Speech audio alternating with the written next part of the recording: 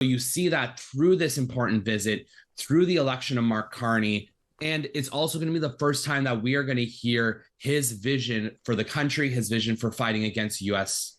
Aggression, and just reinforcing to the world that we do have this special bond and connection with the United Kingdom. So it feels important, and it's just another rallying cry as this country tells the US that we're not for sale. Let's keep going on this show, because in what's been seen as an unprecedented sign of support for Canada as it faces renewed hostility from Washington, King Charles and Queen Camilla are touching down in the country for a 2-day visit in which the King will formally open the Canadian Parliament.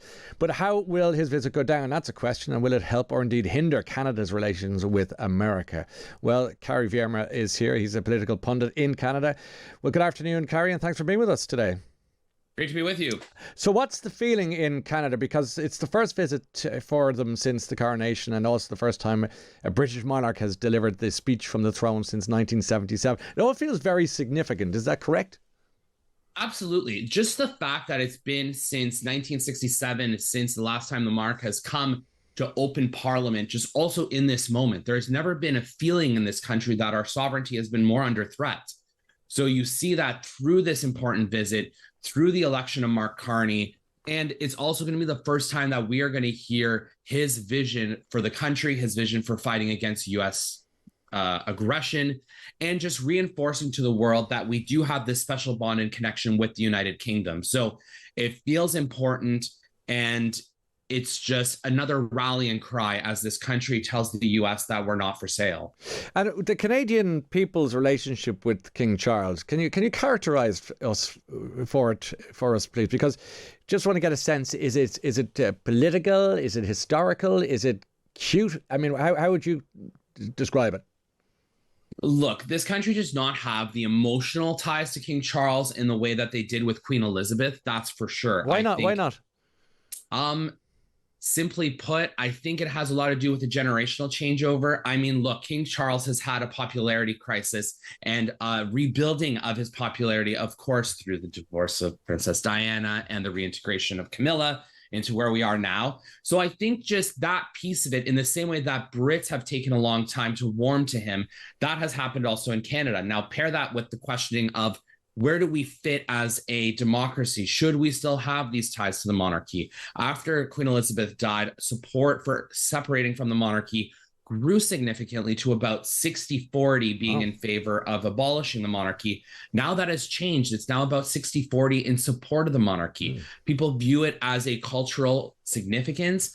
I think the biggest reality is, and a similar question to other Commonwealth nations is, if you get rid of the monarchy as the head of state, what do you replace it with? How do you ensure that you have a stable system? The reality is, part of the reason why Canada is such a stable democracy, similar to the United Kingdom, is you have these reserved powers that are never used by the executive branch, which is the monarch. So I think overall, the threats of the United States have done more to rally around Canada and its institutions, which include the monarchy, more so than we've seen in many years, which of course is a good thing for the monarchy as an institution in Canada. Well, I don't think there's one story I've spoken about since we've been on the air at 1 o'clock today that doesn't involve the President of America. So let's bring him onto the stage once more. Kari, Donald Trump, I mean, his spectre, his presence looms large on the stage during this visit, no doubt about it. Yeah, absolutely. Look, Donald Trump's going to be heading to Canada in a few weeks for the G7. That is going to be an important piece. The last time Canada hosted a G7 meeting, it didn't end very well. That's kind of the beginning of the really souring of the relationship between Donald Trump and former Prime Minister Trudeau. On the heels of tariffs, on the heels of this kind of global realignment almost, everything is always going to be in step as to how we not only stand up to the president and the United States, but also make sure that we don't further antagonize him. And, this visit is also just sending a clear message that Canada does have a strong relations with the United Kingdom, with Europe, with other parts of the world, and that we stand on our own 2 feet as a nation. So it's going to be interesting to see how the president reacts to the visit. Of course, he has this almost fanboy type feeling towards the monarchy. He does. So, and even Mark Carney pointed out his frustration with the fact that the Palace and 10 Downing Street created a second state visit for the president. Yeah. Now, I understand the political reasons for why the UK did that, but I think in the grand scheme of things, it maybe didn't help things for us. It's intriguing that the kind of sort of tussle, if you like, for the attention of the king, and to an extent where you have Keir Starmer's, rabbit from the hat production of the invitation in the Oval Office that time when he took it out from his inside pocket, and much to the president's delight, and yet he probably ruefully is watching in the White House footage of the king making his way through the streets of Canada, thinking, why is he there and not here? Should we attribute such pettiness to the president of America?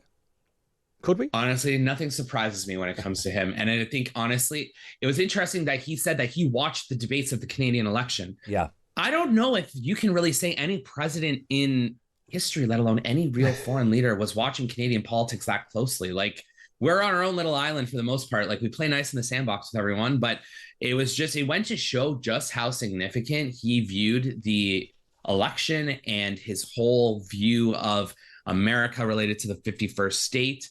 And so I wouldn't be surprised if he watches the speech, or at least watches it later, and nitpicks for any reference to the United States. And so I'll be watching to see what he says on so-called Truth Social later. There's an awful lot of skepticism and doubt floating around the air here, Kari. I'm sensing.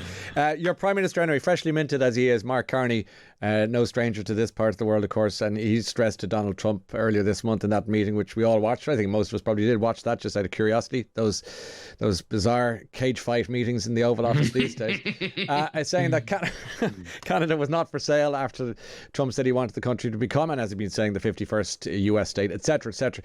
So do people in Canada, I'm trying to get a vibe check, as they say, about what's happening in people's feelings regarding Carney being able to deal with Trump, standing up to Trump, putting all this, the governor of Canada, etc., talk behind them? Honestly, I feel like we're all collectively holding our breath.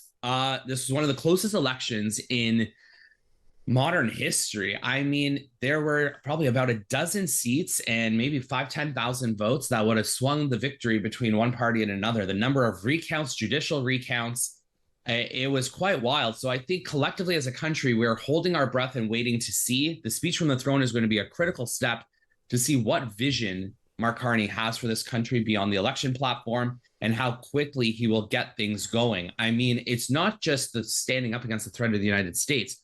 We're talking about the need to completely reinvent and refocus our economy to be less dependent on Canada-US trade and be focused towards the world at a time when economic productivity is stagnating, jobs are being lost due to the tariffs. I mean, the challenges, and not to mention the existing domestic challenges in this country. So the pressure on him is probably higher than we've seen of any incoming prime minister in a very long time. And so I think people are willing to give him the time to see if he succeeds, but I don't think the runway is that long to start seeing some kind of significant change. All right, Kari, thank you so much for your time. Intriguing insight there from Canada Kari Vierimaa joining us on the line there.